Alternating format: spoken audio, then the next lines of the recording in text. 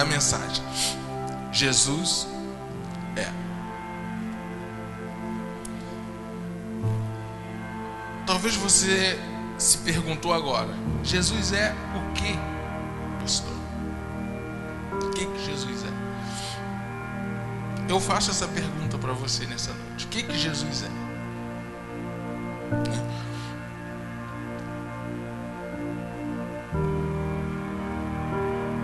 Como nós estamos numa visão onde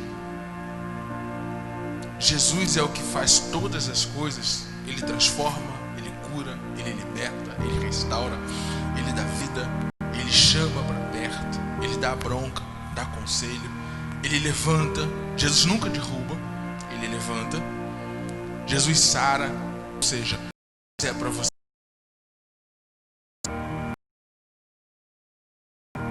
Até o dia de hoje, como você enxergava Jesus? Compartilhar com você está praticamente toda baseada em João capítulo 6. Na verdade tem dois textos que estão fora de João 6, são só complementos, mas em João, a narrativa desse capítulo começa com Jesus multiplicando pães. A narrativa do meio fala que Jesus andou sobre as águas. E a terceira narrativa fala que Jesus se declara o pão da vida. E nessa ministração de Jesus, falando sobre Ele mesmo, muitas pessoas entram em conflitos, muitas pessoas entram em discordância àquilo que Ele estava falando, mas enfim, Ele era Jesus. Ele é Jesus. No final de tudo, só restaram 12 pessoas ao lado de Jesus. E por causa dessas 12 pessoas que você conhece muito bem, o Evangelho se propagou pelo mundo inteiro, para que hoje eu e você estivéssemos aqui. Então eu quero que você entenda esse versículo de João capítulo 6, que é o versículo de número 37. Eu vou ler na Nova Tradução Linguagem de hoje, que eu acho que é uma versão bem simples, bem fácil de entender. Jesus ele declara o seguinte: todos aqueles que o Pai me dá virão a mim. Presta atenção na expressão de Jesus: todos o que o Pai me dá. A gente quebra já um paradigma igrejal aqui, que fala que o ser humano precisa aceitar Jesus. O ser humano precisa estar fácil para que Deus o pegue e o entregue a Jesus. Como isso funciona? Claro, um dia eu e você estivemos numa igreja, ouvimos uma palavra e isso aconteceu. Então Jesus está falando assim, todos aqueles que o Pai me dá virão a mim. Aí ele diz algo muito lindo também, que desconfigura, despadroniza a visão de muitas igrejas, de muitos ministérios, que fala assim, e de modo nenhum jogarei fora aqueles que vierem a mim. Jesus não joga fora ninguém.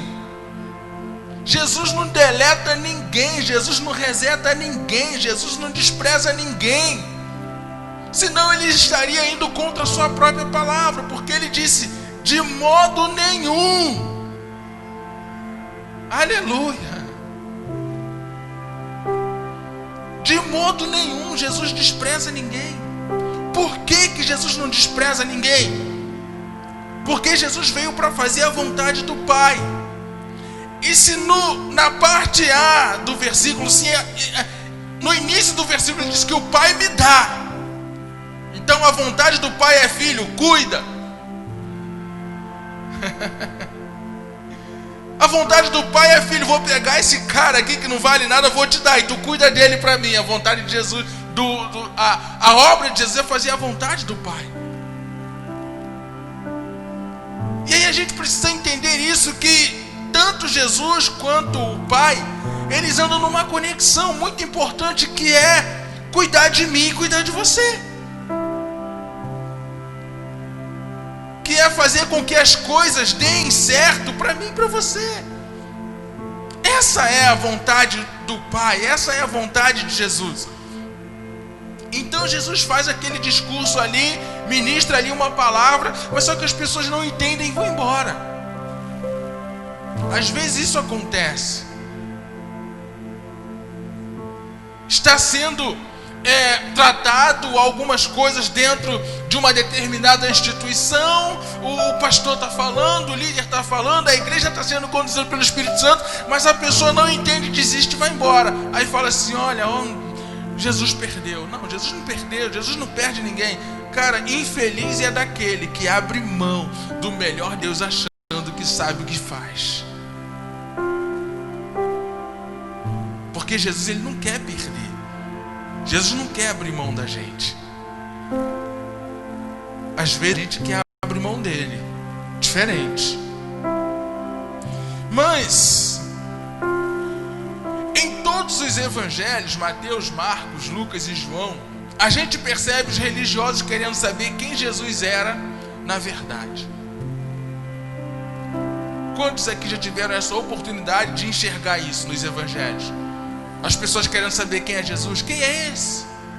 Poxa, ele fala bem. Será que ele é o rei dos judeus? Será que ele é o filho de Davi? Será que ele é o de Deus? Será que esse cara? Até que em um determinado ponto, Jesus pergunta para os seus discípulos: quem as pessoas dizem que eu sou? Alguns dizem que você é o Elias, ou você é Jeremias, ou algum dos profetas. Aí Jesus pergunta para quem? Para os discípulos ali, diretamente: e vocês? Quem vocês dizem que eu sou? Alguém sabe qual foi a resposta de Pedro? Aí o que Jesus disse para Pedro? Bem-aventurado és tu, que não te foi revelado carne e sangue, mas pelo meu Pai que está no céu.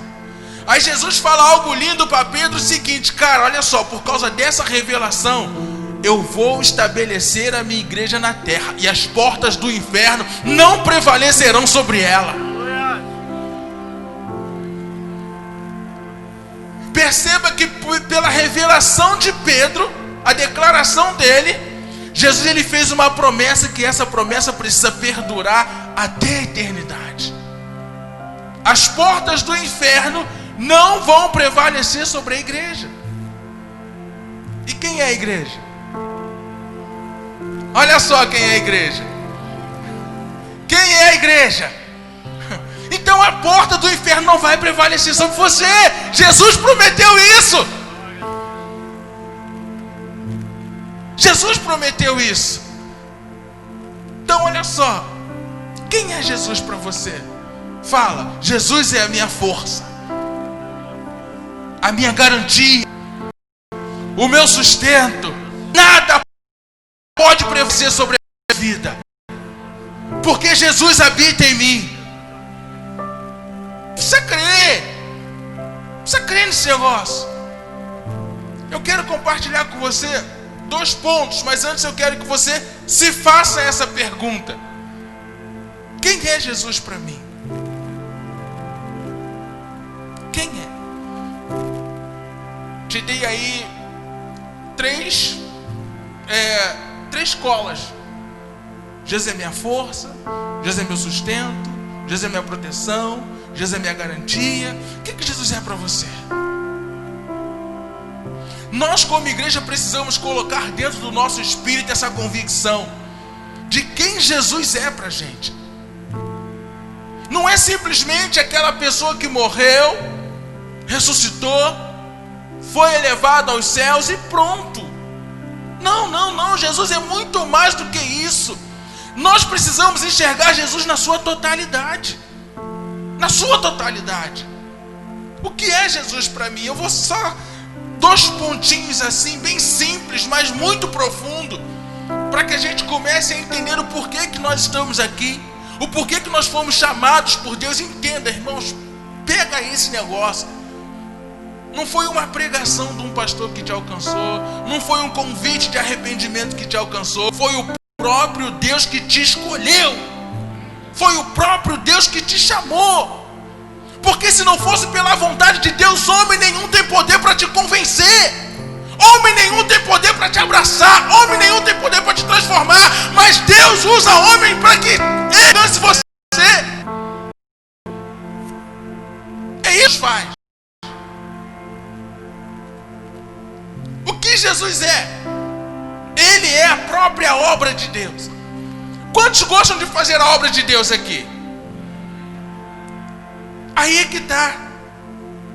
Como é que você faz essa obra de Deus?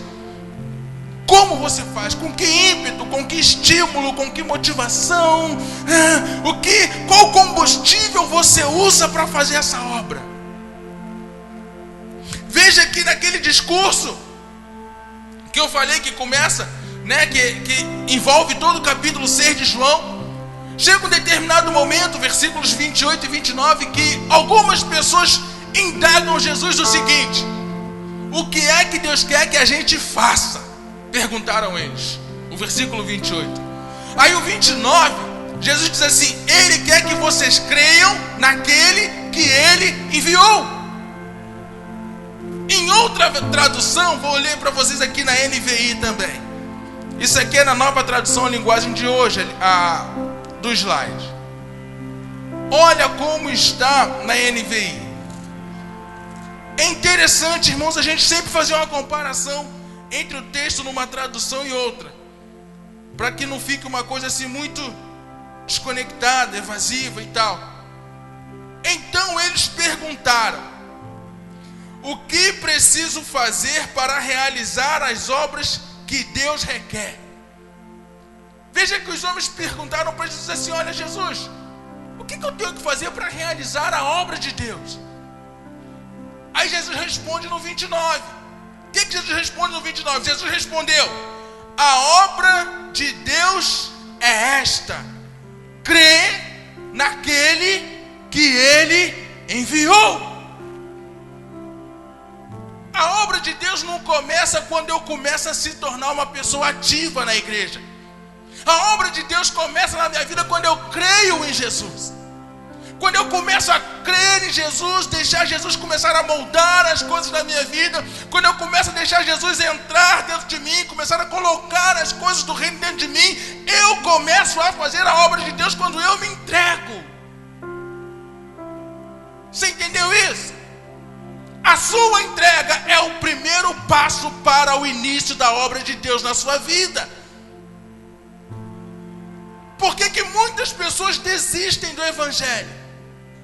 Porque elas querem trabalhar, porém elas não sabem o porquê e o para quem elas estão trabalhando.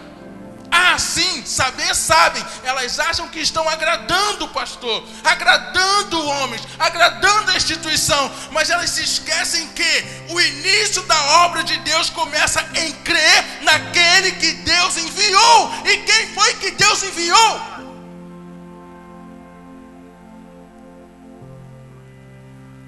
Eu creio em Jesus e deixo com que a obra de Deus comece a ser construída na minha vida, para que depois eu faça alguma coisa para Ele, não para agradar a homens, mas para ser grato àquele que Ele enviou. Porque a obra começa não no fazer, mas em crer. Para eu fazer a obra eu não preciso realizar, eu preciso crer. O realizar é uma consequência, irmão. Às vezes a gente se enrola muito nesse negócio: eu preciso fazer a obra de Deus, eu preciso fazer a obra de Deus. Não, para com esse negócio. Vamos começar a desconstruir uma ideia errada, que não é bíblica. A obra de Deus, ela começa quando eu creio. Eu creio que Deus me escolheu e me entregou para Jesus.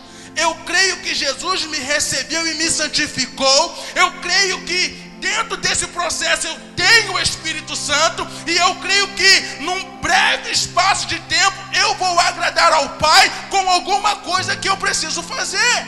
Veja como é que as coisas mudam de figura. É necessário nós sabermos quem somos, onde estamos e a quem pertencemos. Isso é muito importante. Por isso que Jesus disse no versículo 37: aquele que o Pai me dá virá a mim, e de modo algum eu vou deixar ele embora. Jesus não quer que você se perca. Jesus não quer que você saia. Jesus quer que você permaneça e dê fruto. É isso que Jesus quer. O projeto de Jesus para a igreja é esse. Lembra que eu falei a revelação de Pedro? Jesus falou que as portas do inferno não iriam prevalecer. Elas tentam, mas não irão prevalecer. Você entende isso? As portas do inferno tentam, mas não vão prevalecer. Amém? Aí, olha o que Tito 2,14 fala para a gente. Tito 2,14 diz assim: foi ele. Ele quem? Ele quem? Jesus, o enviado. Foi ele que se deu a si mesmo por... Galera, Jesus é o centro da parada toda. Jesus é o centro de tudo. Foi ele quem se deu a si mesmo por nós, a fim de nos livrar do quê? De toda a maldade. E quando ele nos livra da maldade, ele faz o quê? Nos purifica. Não existe maldade que prevaleça na minha vida quando eu sei em quem eu estou. Não tem maldade que possa me engolir, me sucumbir, me fazer sofrer, me fazer parar, quando eu sei que foi ele quem se entregou por mim, me livra de toda maldade e me purifica.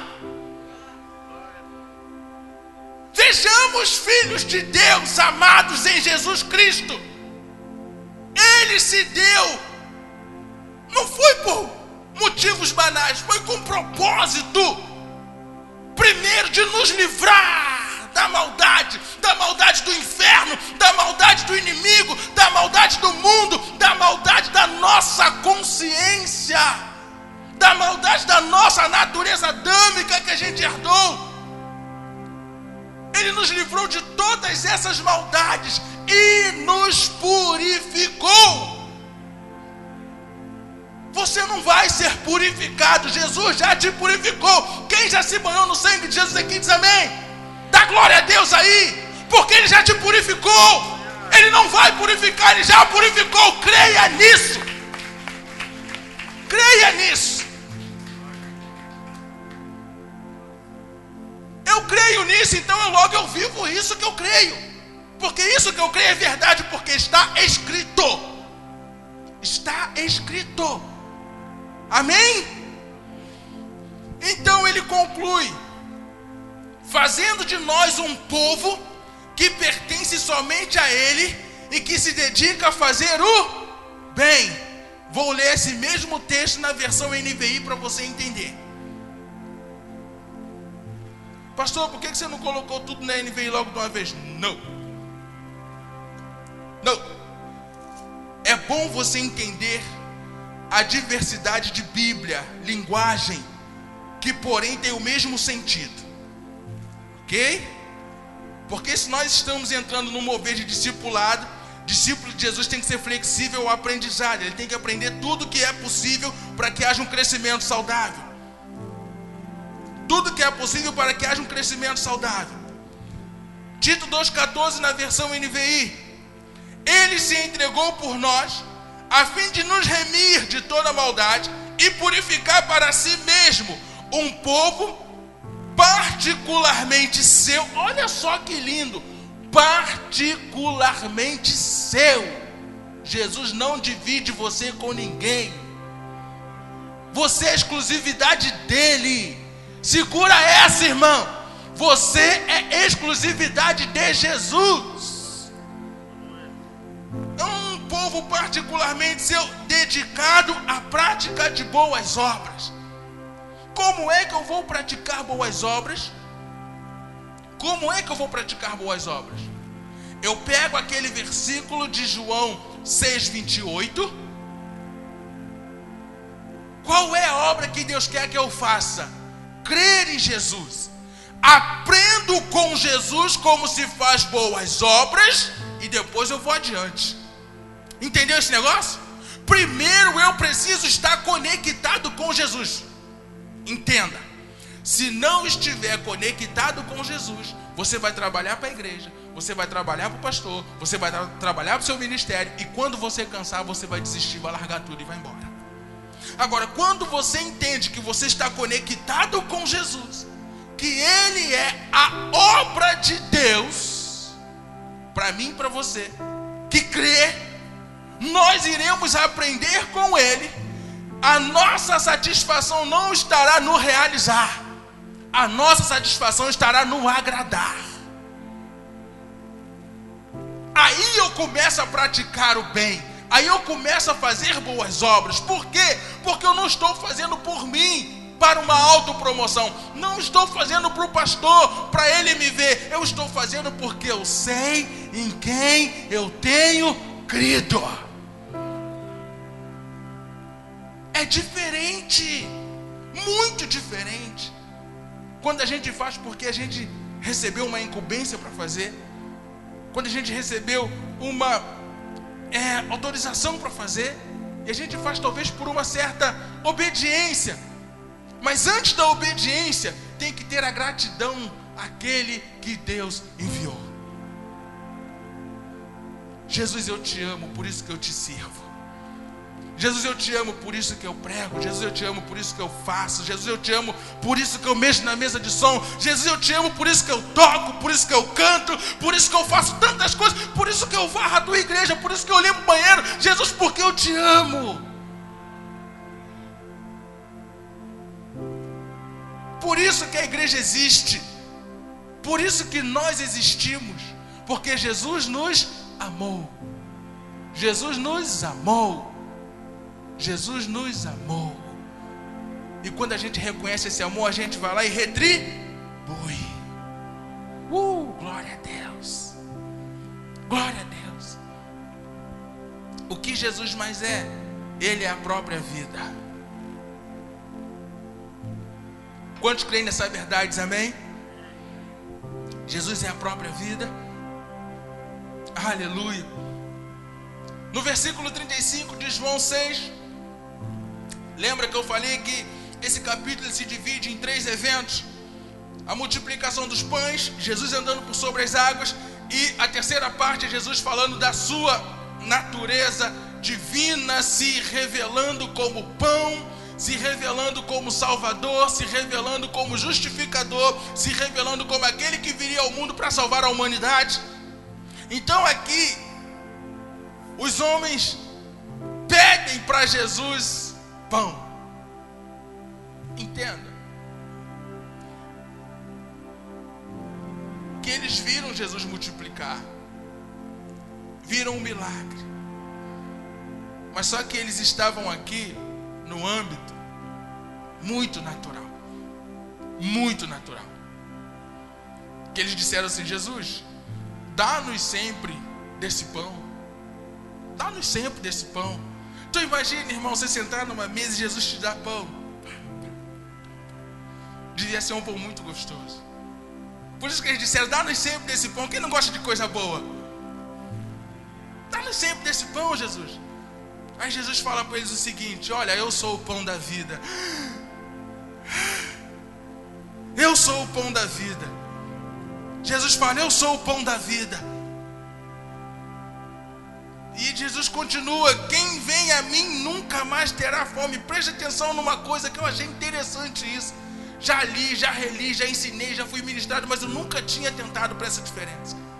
Jesus, ele fala assim: olha, quem vem a mim nunca terá fome. Aí ele diz na segunda frase: quem crê em mim nunca mais terá sede. O que que tem de lindo nesse texto, pastor? Que para eu comer pão eu tenho que ir. Agora, para eu ter uma vida completamente preenchida, eu tenho que crer. Eu como o pão quando eu me aproximo, eu me encho dele quando eu creio. Eu falei, Senhor, muito obrigado, que agora eu vou crer 100 vezes mais daquilo que eu criei anteriormente. Porque é tão interessante a gente ver como Jesus se expressa. E às vezes a gente lê rápido e não aprende, não observa, que é uma revelação de tamanha profundidade que nos eleva a entender que Deus, Ele não quer que a gente fique no superficial, no natural, naquele campinho medíocre, não. Como o pastor falou aqui, Deus não quer filhos medíocres. Deus quer filhos que avancem, que busquem, que almejem as coisas excelentes. Porque Deus é grande, Ele tem as coisas excelentes para nós. E Jesus estava falando aqui, não de um pão físico, não de uma água física, mas era de algo que supriria toda a necessidade da alma daquelas pessoas. Era algo que supriria, irmão, tudo aquilo que fosse necessário para a vida daqueles homens. Jesus fala assim, olha só, eu sou o pão da vida. Seria contraditório você falar de vida para quem está vivo. Não é contraditório? Mas só que Jesus já estava num campo completamente espiritual, mas aqueles homens não estavam entendendo.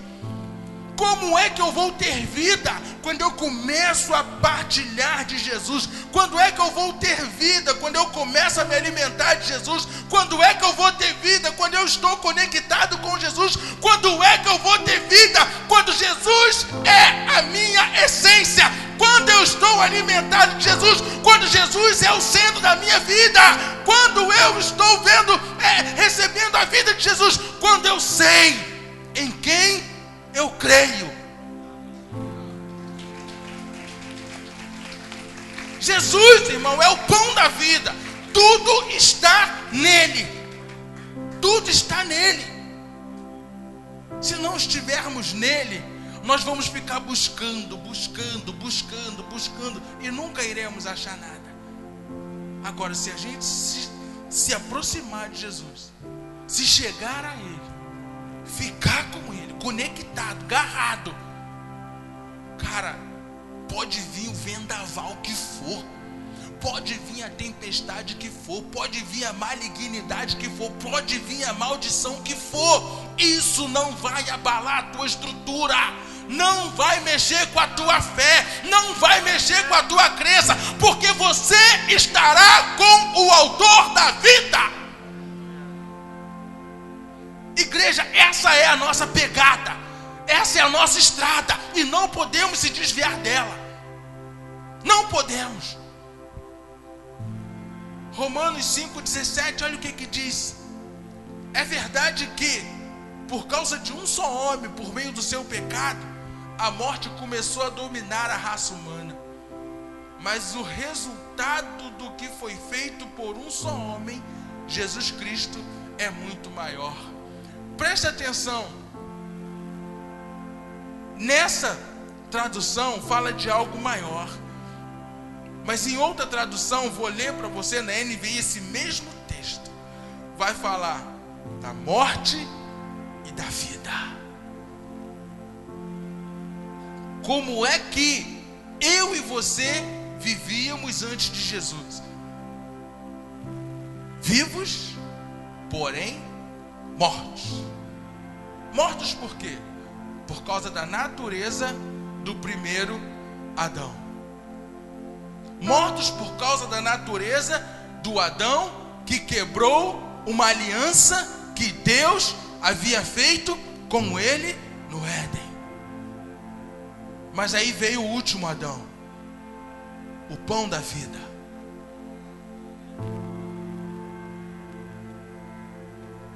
Olha o que diz na NVI, Romanos 5,17. Quantas vezes você já não leu esse texto? Quantas vezes já não foi ministrado para você mas é cada dia um aprendizado, cada dia uma revelação, cada dia algo novo da parte de Deus para a gente. Olha só, se pela transgressão de um só a morte reinou por meio dele, muito mais aqueles que recebem de Deus a imensa provisão da graça e a dádiva da justiça reinarão em vida por meio de um único homem, Jesus Cristo. O interessante nessa tradução da versão NVI, que não tem na NTLH, é a seguinte frase: imensa provisão da graça. Veja que quando nós citamos essa palavra graça, nós não estamos falando de pecado, nós não estamos falando de libertinagem, nós não estamos falando de permissão para pecar. Nós estamos falando de uma coisa completamente oposta, irmãos. Vamos abraçar a graça, que não é uma filosofia, não é um estilo, não é uma pregação. A graça não é uma doutrina, a graça é o próprio Jesus. A graça é o próprio Jesus, que olha só o que diz, depois você confere isso na sua Bíblia, que diz o seguinte: a imensa provisão da graça e a dádiva da justiça reinarão em vida. Eu saí da morte para a vida, alguém que me fez, que me transportou, alguém que me transladou, alguém que fez esse transporte comigo, me tirando da morte para a vida. E quem foi esse alguém? Jesus, o enviado. E como é que eu vou viver daqui para frente? Ou no que eu vou crer daqui para frente? Como é que eu vou enxergar a Jesus daqui para frente? Como? Só como o Senhor que está distante, que morreu numa cruz. Coitado dele. Você viu, irmão? Você viu, pastor? A cabeça dele estava furada, coroa de espinho. Coitado, que pena. Cara, vamos olhar para Jesus como um rei majestoso, que se assentou à direita de Deus, nos levou com ele, nos colocou juntamente com ele. Estamos assentados com ele, porque nele nós também ressuscitamos em vida. Nele também nós ressuscitamos em vida. Se com ele morremos na cruz, com ele também ressuscitamos. E se ressuscitamos com ele subimos. E se ele assentou à direita, nós estamos assentados à direita. Quem é Jesus? O nosso rei, o nosso vencedor, o nosso vitorioso. E a igreja é vitoriosa nele. Essa é a igreja de Jesus. Essa é a igreja de Jesus. Não estamos mais na morte, já saímos da morte para a vida. Já saímos da morte para a vida. Nós agora estamos reinando em vida, pela imensa graça e pela dádiva recebida dele. É assim que nós precisamos viver, irmãos, esse evangelho. É assim que nós precisamos crer em Jesus. É assim que nós precisamos enxergar a Jesus. Não mais como um cordeirinho, não mais como uma ovelhazinha que foi lá e morreu. Ai, coitadinho de Jesus. Não, irmão. Como glorioso, majestoso, poderoso, o invencível, o alfa, o ômega, o todo-poderoso, aquele que era, que é e que há de vir. É esse o Jesus que nós estamos falando. Aleluia. Aleluia. Aleluia. Aleluia. Reina Jesus. Reina Jesus. Nós queremos o teu reino, Senhor. Reina sobre nós. Nos ensina a te enxergar como o Senhor é. Nos ensina a te servir, a te declarar como o Senhor é.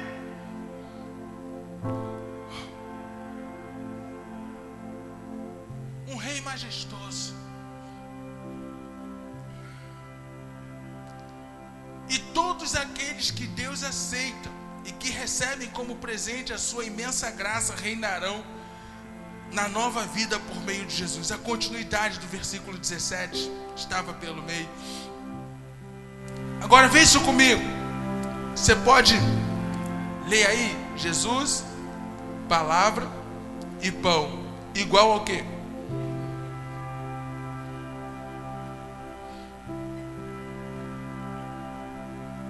A igreja está viva, cara. Você está vivo. Às vezes a gente tenta fatiar essas três palavras. Jesus é uma coisa, a palavra é outra e pão é outra. Não. É tudo uma coisa só. É tudo uma coisa só. Que, no entanto, gera vida. O que Jesus é para você? O autor da minha vida. Jesus, referência de milagre.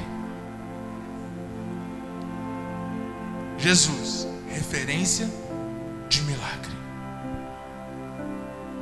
Palavra, referência de direção. Para onde iremos nós, se só tu tens as palavras de vida eterna? Referência de direção. Pão, referência de sustento, suprimento e provisão. Ou seja, Jesus é tudo que nós precisamos. Jesus é a nossa suficiência. Jesus é tudo que nós precisamos. Nele nós estamos supridos, abastecidos e protegidos em todas as áreas. Amém? Em Jesus nós estamos supridos, abastecidos e protegidos em todas as áreas. Glória a Deus. Você pode ficar de pé, em nome de Jesus.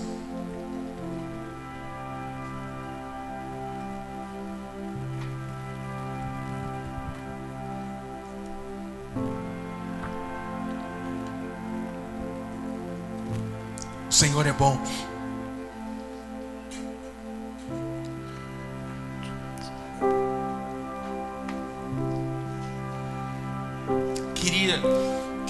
Quero nesse momento encorajar você a separar a sua oferta, seu dízimo, e que você pudesse celebrar esse Jesus. Gente, olha só, presta atenção. Às vezes eu faço por uma questão de descontração, por uma questão de quebrar um gelo, enfim. Gente, olha só, você está na igreja, você está num lugar onde que a alegria, ela precisa reinar. A igreja precisa ser um lugar alegre. Você precisa ser uma pessoa alegre. Não estou dizendo que você não seja, mas nós precisamos transparecer, extravasar uma alegria por sermos quem realmente somos em Jesus. Por quê? Jesus, ele precisa ser a nossa alegria constante, a nossa alegria ininterrupta. Pastor, tem hora que eu estou um momento em que eu não quero nem aparecer, eu quero sumir. Como é que eu vou ser alegre? Cara, todo mundo sabe que seres humanos têm esse seu momento. Mas eu quero te motivar a não dar bola para esse sentimento. Gente, é interessante, é como o pastor fala, vocês veem a gente aqui, vocês pensam que a gente está nadando na alegria, nadando. tá tudo muito bom, né? Cara, só quando a gente olha para quem a gente é, quando a gente olha em quem a gente está, e tudo isso que vem contra nós não é da vontade de Deus, é o encardido justamente querendo roubar essa alegria que Jesus colocou em nós. Vamos fazer um exercício de fé.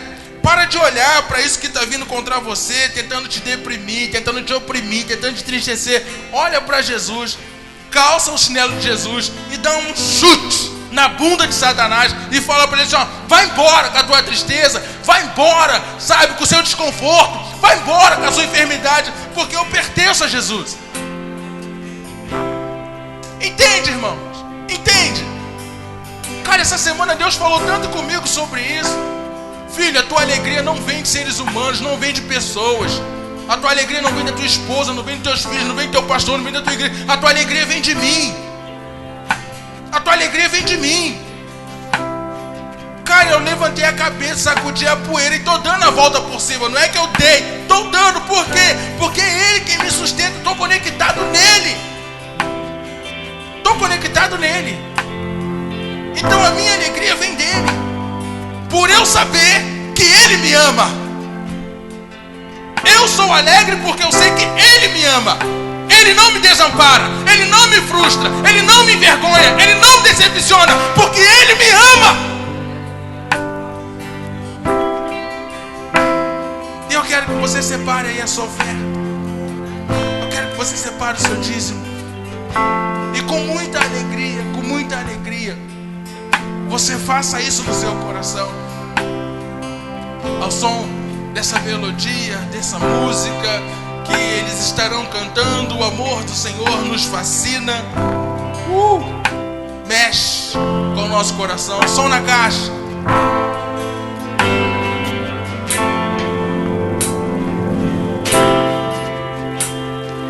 O teu amor me fascina, mexe com meu coração. Você pode sair do seu lugar aqui. Enche-me de alegria. Pode fazer isso. Ser em mim uma paixão. Quero que venha o teu reino, tua bandeira levar, ver as nações se prostrando para te adorar. Meu coração será sempre teu. Quero viver só pra te amar e desfrutar do teu amor, me envolver em teus braços, sentir teu calor. Aleluia. Teu amor me fascina, Glória a Deus. mexe com meu coração, enche-me de alegria, gera em mim uma paixão. Quero que venha o teu reino, tua bandeira levar,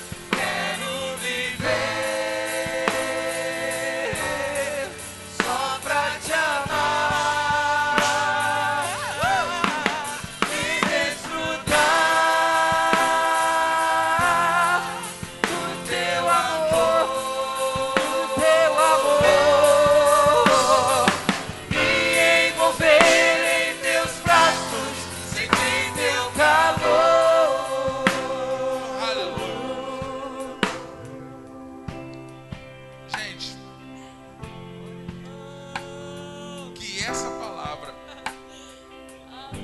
ela possa te envolver, que essa palavra ela possa te fortalecer, que essa palavra ela possa, sabe, motivar você a crer ainda mais que você não é uma pessoa que aceitou a Jesus por acaso, que um dia alguém te fez um convite, você entrou para uma igreja, você resolveu ficar. Creia de uma vez por todas que Deus dos altos céus, Ele olhou para você e te chamou pelo teu nome. Dos altos céus, Deus olhou para você, Ele te escolheu e te chamou pelo nome. E Ele está fazendo uma grande obra na sua vida. Agora você só precisa crer que essa obra que Deus começou, ela tem um ponto de referência. E esse ponto de referência não são os pastores, não é a igreja, mas é Jesus. É Jesus. Jesus é o ponto de referência. E consequentemente, você entende o que é um pastor e o que é uma igreja. Porque você está conectado naquele que criou todas as coisas. Entende isso? Comece a visualizar Jesus dessa forma. Comece a se visualizar nele desta forma. O evangelho terá muito mais, será muito mais diferente para você. Será muito mais gostoso viver o evangelho. Será muito mais leve viver o evangelho. Quando você entende que Deus te chamou e te entregou nas mãos do Filho amado. Amém? Que o Senhor te abençoe. Que o Senhor levante seu rosto sobre ti. Que o Espírito Santo de Deus fortaleça você dia após dia. E que cele no teu coração a paz. O Senhor te abençoe, querido. Uma semana de ótimas notícias. E não se esqueça, viva debaixo da graça. Beijo no coração.